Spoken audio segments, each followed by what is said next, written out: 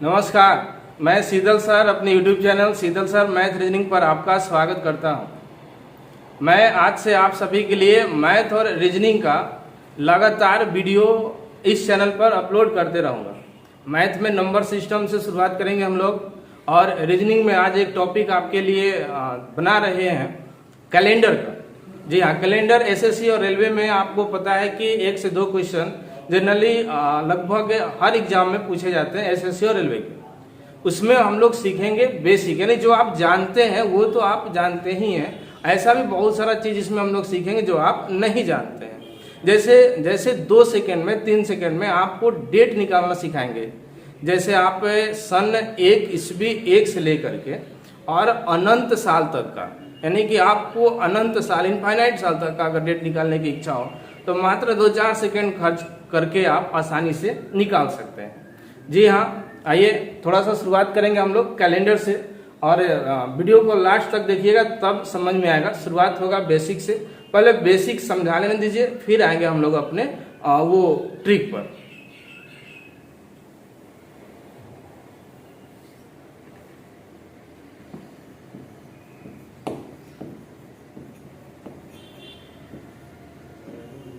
चलिए, कैलेंडर बात उठता है कि कैलेंडर की शुरुआत कब से हुई थी। कैलेंडर तो हम लोग जानते हैं, लेकिन ऐसा तो नहीं था कि बहुत पहले कैलेंडर बन गया था। कैलेंडर की शुरुआत जो हुई थी जनरली आपको 16वीं शताब्दी में कैलेंडर का शुरुआत हुआ। इसका प्रचलन बहुत पहले से था, लेकिन धीरे धीरे सुधार होते होते फाइनली आकर के 1600 ईस्वी के आसपास में, और ये एक अपना फाइनल रूप ले लिया। और इसमें बहुत सारे वैज्ञानिक कहिए या जो इसके जानकार थे उन लोग का योगदान है, जो इसको डेवलप करते गए धीरे धीरे। एक साइंटिस्ट थे ग्रेगोरियन, उनका कैलेंडर आज पूरा वर्ल्ड फॉलो कर रहा है, जिसमें हम भारतवासी भी फॉलो कर रहे हैं। तो बात उठता है कि कैलेंडर की शुरुआत कब से हुई थी, तो आपको 16वीं शताब्दी में हुई थी। उससे पहले कैलेंडर कैसे देखा जाता था, तो उससे पहले कैलेंडर आपको ग्रह और नक्षत्र के आधार पर देखा जाता था। जैसे दिन और रात करके लोग बांटा करते थे। फिर सन जो है, सन की परिक्रमा करती है पृथ्वी, तो उसके आधार पर सौर वर्ष बनाया गया, और काउंट करके पता चला कि 365 दिन और कुछ घंटे लगते हैं, तो वहां से एक सौर वर्ष कह दिया गया। तो धीरे धीरे कैलेंडर में शुरुआत होते होते आज फाइनल स्वरूप आपको मिलता है। आपको पता होगा एक गॉड है ईसा मसीह।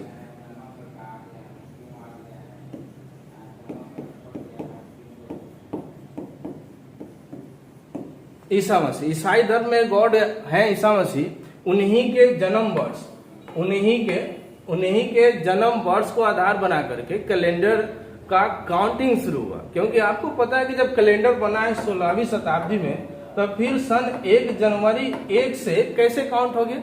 1600 साल पहले जाकर के फिर काउंट शुरू हुआ है, और कैलेंडर बना है 16वीं शताब्दी में, यहाँ से लगभग 400 साल पहले। तो जब काउंटिंग हुआ था उस समय कुछ तो डेट याद रहना चाहिए जहां से काउंटिंग प्रारंभ हो। जैसे हम लोग मम्मी से पूछते हैं कि मम्मी हमारा बर्थडे डेट कब है, तो मम्मी को पता नहीं रहता है, तो मम्मी बताती है आपको कि आपका बउआ बर्थडे डेट है उस समय, उस साल बहुत बाढ़ आया था, या उस साल आपके चाचा का शादी हुआ था। तो इस आधार पर आपको अंदाज से बताया जाता है। उसी प्रकार जैसे कैलेंडर जब शुरुआत हुआ था तो 16वीं शताब्दी में शुरू तो हुआ, लेकिन काउंटिंग जब हुआ था जाके, तो वो आपको सन 1 जनवरी 1 ईस्वी में जाके काउंट हुआ था। अब काउंट किसके आधार पर हुआ था, तो एक गॉड थे आपको ईसा मसीह, और इन्हीं के जन्म वर्ष, एग्जैक्ट डेट तो ये नहीं है, लेकिन इन्हीं के जन्म के आसपास के घटनाक्रम उन लोगों को याद था जो इनको बनाने में अपना योगदान दिए हैं। तो उन्हीं के जन्म वर्ष के आधार पर कैलेंडर का बंटवारा हुआ। और आपको पता होगा कि कैलेंडर 2 पार्ट में बांटा गया। जैसे इनके जन्म से पहले की कुछ तिथि और इनके जन्म के बाद की कुछ घटनाक्रम हुई है, तो ईसा मसीह के नाम से ही लिया गया है। ईसा मसीह के जन्म से पहले के जो घटनाक्रम था उसको कहा गया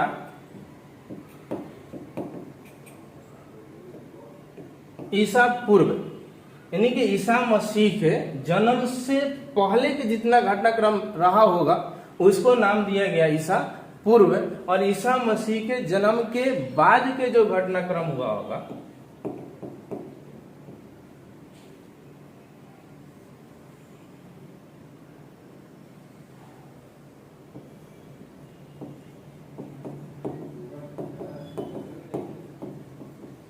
उसका नाम दिया गया ईसवी सन, यानी कि ईसा मसीह के जन्म से पहले के घटनाक्रम इन्हीं के नाम से लिया गया है ईसा पूर्व, और इन्हीं के नाम से लिया गया ईसवी सन, यानी इनके जन्म के बाद के जो अभी घटनाक्रम जो अभी 2021 तक चल रहा है ये, और इनसे पहले भी आपको सुनने को मिलता होगा, आप इस टाइप से जानते होइएगा बीसी और एडी, बीसी और एडी करके आप जानते हैं।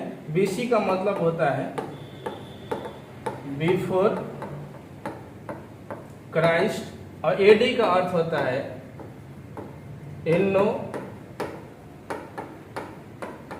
डोमिनी, यानी कि बिफोर क्राइस्ट इन्हीं का नाम है। तो क्राइस्ट से पहले के घटनाक्रम ईसा पूर्व कहा गया, और एनो डोमिनी कुछ लोग इसको आफ्टर डेथ कहते हैं जो कि गलत है, एनो डोमिनी है इसका अर्थ, और ईसवी सन कहा गया, जिसमें अभी एक ईस्वी से लेकर के और 2021 तक अभी जो हम लोग रनिंग में है। आप सुने होइएगा भगवान बुद्ध है, महावीर जी का नाम सुने होइएगा, वो लोग का काउंटिंग जो होता है डेट ऑफ बर्थ का, वो ईसा पूर्व यानी कि बीसी में काउंट होता है। कभी कभी आप सुने होइएगा 570 बीसी, या आपको ऐसे कुछ सुनने को मिलता होगा 540 बीसी, ऐसे कुछ करके सुनने को मिलता है। तो ये सब यानी कि अभी से अगर काउंट किया जाए तो 2021 प्लस वो 570 या 540 या 543 या 563 वो ऐड करिएगा तो वो करीब करीब 2500-3000 के आसपास पीछे चल जाएंगे, यानी कि यहाँ से निगेटिव होता है। चलिए यहाँ के बाद अब शुरू करते हैं बेसिक कुछ जानकारी, यानी कि कैलेंडर में कुछ बेसिक टर्म्स जो आपको पता है फिर भी थोड़ा सा देख लेते हैं हम लोग। जैसे दो आपको वर्ड्स सुनने को मिलते होंगे, एक होता है आपका जनरल वर्ड्स यानी कि साधारण वर्ड्स जनरल ईयर, एक आपको सुनने को मिलता है लीप ईयर। जनरल ईयर और एक होता है लीप ईयर, यानी कि नॉन लीप ईयर और लीप ईयर। तो आपको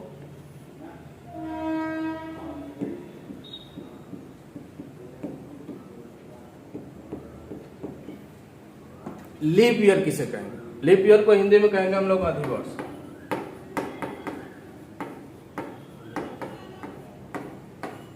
लीप ईयर को हिंदी में हम लोग कहते हैं अधिवर्ष, तो अधिवर्ष भी कहीं कहीं मिल सकता है आपको। तो लीप ईयर सबको पता है कि ऐसा वर्ष, year which is divisible bye 4, एक ऐसा वर्ष जो 4 से कट जाए, यानी कि year which is divisible bye 4, एक ऐसा वर्ष जो 4 से कट जाए उसे हम लोग कहते हैं लीप ईयर यानी कि अधिवर्ष।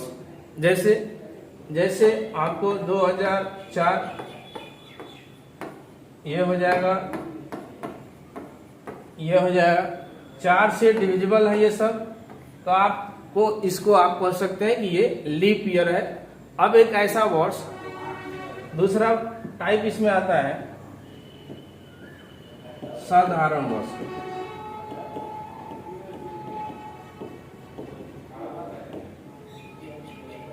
इसको कहते हैं हम लोग जनरल ईयर,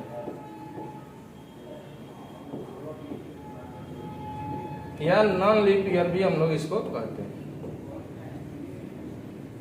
यानी कि year which is not divisible by 4, एक ऐसा वर्ष जो 4 से नहीं कटे, एक ऐसा वर्ष जो 4 से विभाजित नहीं होता है, उसे कहते हैं हम लोग साधारण वर्ष। जैसे आप जैसे उठाइएगा तो इसमें आपको 1993 हो जाएगा, 2015 उठा सकते हैं आप, मेनी मोर बहुत सारे ऐसे वर्ष हैं। तो लीप ईयर साधारण वर्ष क्लियर हो गया। वेट करिएगा, बेसिक से भी शुरू कर रहे हैं, फिर धीरे धीरे आपको ले जाएंगे। जो आपकी चाहत है कि 2 या 4 सेकंड में आप कोई भी डेट निकालना सीखिएगा, वो मेरा गारंटी है। लेकिन वेट एंड वॉच, पहले बेसिक जानना जरूरी है। इसमें भी आपको बहुत सारे कॉन्सेप्ट सीखने को मिलेंगे जो आप नहीं जानते होइएगा। चलिए दूसरा चीज देखेंगे हम लोग इसमें।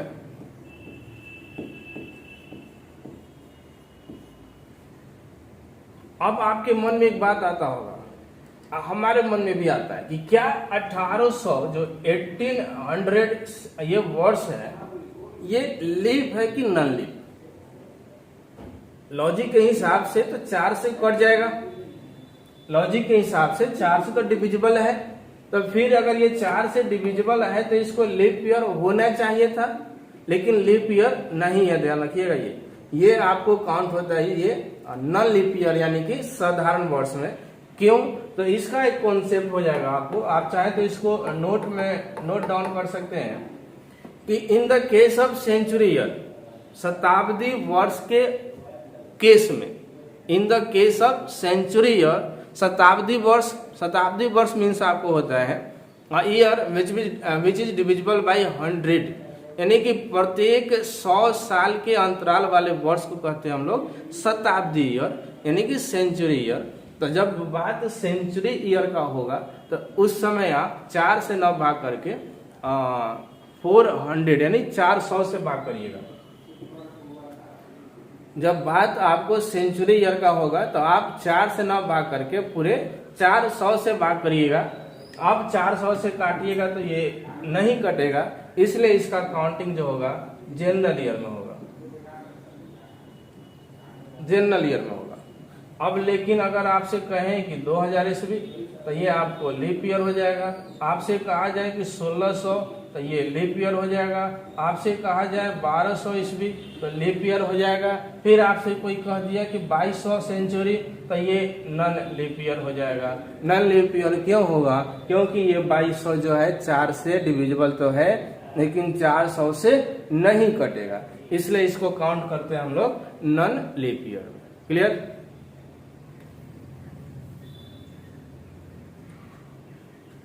चलिए नेक्स्ट देखेंगे हम लोग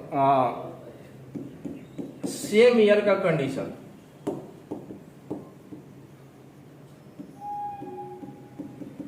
अब ये सेम ईयर क्या है? सेम ईयर का मतलब आपको क्वेश्चन एग्जाम में डायरेक्ट पूछे जाते हैं, बनाने जाइएगा तो समय ज्यादा वेस्ट हो जाएगा। उसे बचने का उपाय है कि सिर्फ समझ जाइए दिमाग में। सेम ईयर का मतलब होता है कि जैसे आपसे क्वेश्चन किया जाएगा कि 1 जनवरी 1963 को अगर मंडे है, 1963 को अगर मंडे है तो 31 दिसंबर 1963 को कौन सा दिन होगा? आपसे क्वेश्चन किया गया कि 1 जनवरी 1963 को यदि मंडे है तो आपको 31 दिसंबर 1963 यानी उसी वर्ष कौन सा दिन होगा? तो ये उसी साल का बात है, तो ये कैलकुलेशन करने जाइएगा तो लंबा समय लग जाएगा। उसे बचने का आपको उपाय है कि रट जाइए कि जब साधारण वर्ष हो, ये 1963 आपको पता होगा कि साधारण वर्ष है, तो जब बात साधारण वर्ष का होगा, साधारण वर्ष का होगा तो उस केस में आपको करना क्या है कि जो वर्ष उस वर्ष का प्रथम दिन होगा, जनवरी का पहला तारीख यानी साल का पहला मंथ का पहला तारीख, यानी जो वर्ष उस दिन का, जो दिन उस वर्ष का पहला दिन होगा वही दिन उस वर्ष का अंतिम दिन भी होता है, यानी कि आंसर मंडे ही होगा। यानी कि क्या सीखे हम लोग यहाँ से कि अगर बात आपको साधारण वर्ष का किया जाए, बात अगर आप साधारण वर्ष का करिएगा तो जो दिन उस साल का पहला दिन होगा वही दिन उस साल का अंतिम दिन भी होगा। ये आप साधारण वर्ष के केस में याद कर जाइए। मतलब एक दिन की भी बढ़ोतरी नहीं होती है। कहने का अर्थ है कि अगर 1 जनवरी और 1947 को अगर कोई कह दे कि ट्यूसडे था तो 31 दिसंबर 1947 को ट्यूसडे ही होगा, ट्यूसडे होगा, यानी कि कोई बढ़ोतरी नहीं होती है। अब बात करेंगे हम लोग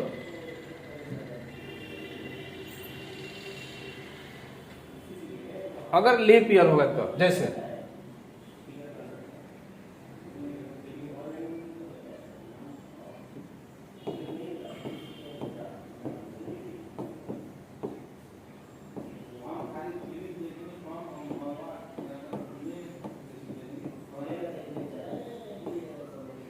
चलिए 1 जनवरी 2016 को अगर वेडनेसडे है तो 31 दिसंबर 2016 को कौन सा दिन होगा? अगर 1 जनवरी 2016 को बुधवार है तो 31 दिसंबर 2016 को कौन सा दिन होगा? तो ये 16 और 16 कौन सा वर्ष में आ जाएगा? Leap year. ये 16 4 से डिविजिबल है, तो ये किस में आ जाएगा आपको? Leap year. अब बात अगर लीप ईयर का हो तो जो दिन उस वर्ष का प्रथम दिन होगा उससे एक दिन बढ़कर उस वर्ष का अंतिम दिन होगा, तो उस दिन होगा आपको थर्सडे, यानी कि गुरुवार। यानी कि अगर बात आपको लीप ईयर का हो तो एक दिन एक्स्ट्रा बढ़ जाएगा। अगर बात आपका साधारण वर्ष का था तो वो दिन रिपीट करता है। अगर बात आपके लीप ईयर का हो तो एक दिन एक्स्ट्रा बढ़ जाता है। उम्मीद है कि समझ में आ रहा होगा।